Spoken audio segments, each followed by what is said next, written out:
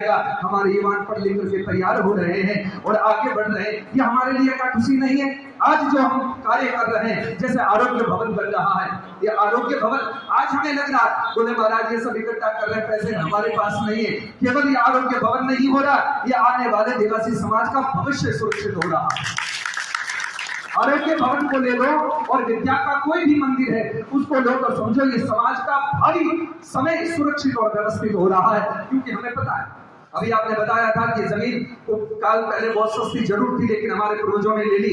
लेकिन सच मानिएगा, जो आरोग्य भवन की भूमि आज खरीदी जा रही है, 50 वर्ष के बाद में वहां पर हम खरीद नहीं पाएंगे, इतनी महंगी हो जाएगी। और आज यदि खरीद करके व्यवस्था कर दी तो आने वाला भविष्य कहेगा। कहते हैं ना लोग कई बार बोले रायकाबाद में, जोधपुर में हमारा छात्रावास की जगह ये हमारे पूर्वजों ने लेकर के बहुत बढ़िया किया। सच मानिएगा, वो हृदय है जोधपुर का, वहां पर जगह आज खरीदना कोई सामान्य थोड़ी है, बहुत मुश्किल पड़ जाता है। ये सारी बातें अनुसरणीय है, ये बातें उन लोगों को धन्यवाद व्यक्त करने की है। और आज जो लोग ये बात कर रहे हैं, आज हमें तो लगता है बड़ा बोले ये सब पंचायत ही कर रहे हैं, साफा पहनने के लिए जा रहे हैं, सम्मान करवाने के लिए जा रहे हैं। इतना बेवकूफ कोई भी नहीं है भैया, सबके घरबार है, सभी के काम धंधा है। ये भी काम धंधे वाले लोग हैं जो अपना समय निकाल करके और दौड़ रहे हैं कि आज हमने थोड़ा भी समय दे दिया, आने वाली पीढ़ी हमें याद करेगी।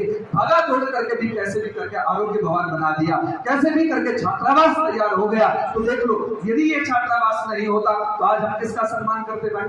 इतने बच्चों का सम्मान किया कि लोग सरकारी सेवा में गए हैं, उत्तीर्ण होकर के वो पढ़ाई लिखाई करके जा रहे हैं। इसका धन्यवाद इसलिए देना पड़ता है, ये छात्रावास था, इसके लिए वो लोग सहजता से पढ़ पाए। दूसरी जगह यदि किराए से लेते मकान, वहां पर रह करके वो पढ़ाई करते तो मकान का किराया लगता, फिर भोजन का किराया और पैसा लगता, उसके बाद इतना खर्चा हो जाता कि परिवार उसका इतना कर ही नहीं पाता, दे ही नहीं पाता, तो वो बच्चा पढ़ नहीं पाता। इसलिए ये वकील साहब ने व्यवस्था करी कि आज छात्रावास तैयार हुआ, बच्चे रह करके पढ़ रहे हैं, आगे बढ़ रहे हैं। ये समाज को धन्यवाद देने की बात होती है कि आपने बहुत ही बढ़िया काम किया।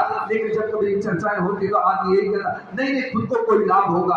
भैया खुद को लाभ करने के लिए तो बहुत सारी जगह है, बहुत सारी जगह है खुद के लाभ करने के लिए, आदमी कहीं से भी कर सकता है। लेकिन समाज का जब मुद्दा आता है तब समझना चाहिए ये भविष्य की व्यवस्था है, आज की नहीं। आप विचार करो, मैं जिस जगह पर रह रहा हूँ, जोधपुर में वर्षों से रह रहा हूँ, समझता हूँ उस विषय को पूरा। और आप सब लोग भी जानते हैं, यदि हम लोग कहीं पर भी बाजार में खड़े होते हैं, पानी भी यदि पीना होता है तो बोतल आती है, वो भी 10 से 15 रुपए की आती है। विचार करो, उसके बाद यदि भोजन करना हो तो 200-300 रुपए से कम तो आज भोजन भी कहाँ होटलों में मिलता है। उसके बाद यदि कोई आदमी बीमार हुआ वहां गया, पानी भी मोल लेगा, भोजन की व्यवस्था भी करेगा, कमरा भी मोल ले लेगा।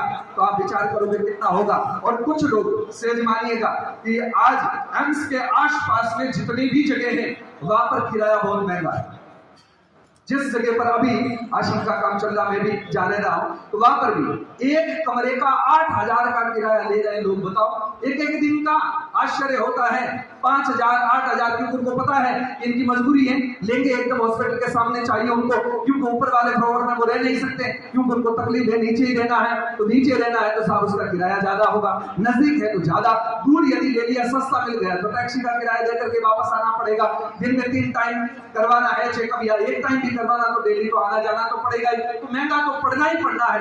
इसके लिए ईमान लोगों को धन्यवाद व्यक्त करता हूं कि आपके मन में भगवान ने अच्छा संकल्प करवाया कि वहां पर एक आरोग्य भवन तैयार हो जिसमें समाज का कोई भी गरीब व्यक्ति भी आकर के अपना इलाज करवा सकता है। इसमें भाई किसका क्या स्वार्थ हो सकता है? यदि हम सोचे भी सही कि किसी का स्वार्थ हो सकता है तो क्या स्वार्थ हो सकता है? विचार करो, ये हम सभी की सुरक्षा की व्यवस्था है और भावना है। इसके लिए आरोग्य भवन के लिए जो बढ़िया बातें हो रही है, इसके लिए आप सभी ने सहयोग किया, जमीन खरीदी है, उसमें बहुत बढ़िया भव्य आरोग्य भवन का निर्माण होगा और उसमें फिर बाद में समाज के प्रत्येक व्यक्ति जाकर के अपना उपचार करवा सकेगा। और उसके लिए बढ़िया बात यह कि एम्बुलेंस की भी व्यवस्था होगी, आपको ज्यादा वेटिंग में नहीं रहना पड़ेगा।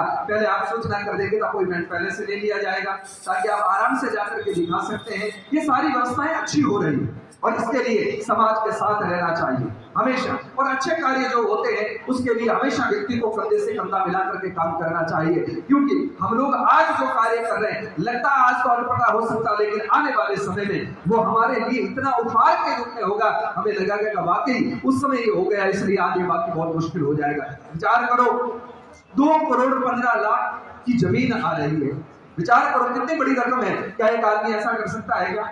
नहीं कर सकता है। और यदि एक आदमी यदि 5,000 रुपए दे तो ये संभव हो सकता है, आराम से हो सकता। लेकिन विचार ये करो, एक एक आदमी एक एक दिन का 10-10 हजार रुपए वहां पर खर्च करेगा इलाज के लिए, और उसके बाद में करोड़ों करोड़ों अरबों रुपए लग जाएंगे। उसके बाद यदि आरोग्य भवन नहीं बना तो हमें लाभ किया, हमने दूसरों को दे दिया, हमें लाभ नहीं। इससे अच्छा है आज 5-10 हजार भी देकर के यदि हम आरोग्य भवन बना रहे हैं, युगों युगों की व्यवस्था हो गई समाज की, उसके बाद में समाज को और कुछ करने की जरूरत ही नहीं पड़ेगी। ये बढ़िया बात है। आरोग्य भवन बन रहा है, इसके लिए मन प्रसन्न है। साथ जगह जगह पर छात्रावास बन रहे हैं।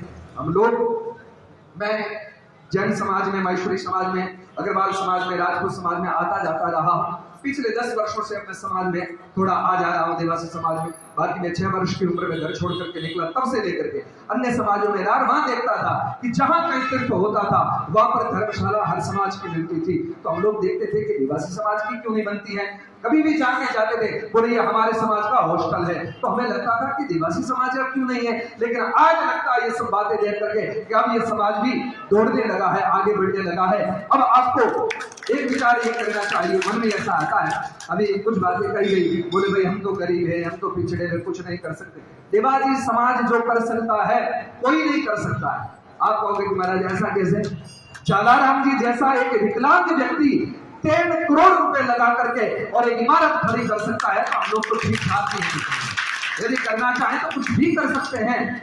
यहाँ से कोई भी बालक निकलता है, दक्षिण भारत में जाता है, कुछ समय में बहुत बड़े बड़े कार्य करने लगता है। तो समझना चाहिए समाज जो है, इसको यदि अच्छा ट्रैक मिल जाए, अच्छा रास्ता मिल जाए और कोई पकड़ा दे तो दौड़ने के लिए तैयार है समाज। बस दौड़ाने के लिए कार्य करो, क्योंकि हम वर्षों से सबके पीछे पीछे दौड़ते रहे हैं। अब साथ दौड़ाना शुरू कर दो, ताकि एक समय ऐसा आएगा कि धीरे धीरे बच्चे आगे भी निकल जाएंगे दौड़ करके। ये समाज के उत्थान और निर्माण की बात होगी तो बहुत सारी बातें हैं कहने सुनने के लिए। हम सभी लोग समाज के लिए साथ रहेंगे। जहां आरोग्य भवन बनता है उसके लिए भी, जहां छात्रावास बनता है उसके लिए भी, जहां धर्म की बात आती तब भी, साथ ही साथ अयोध्या का राम मंदिर बनकर के तैयार हो रहा है।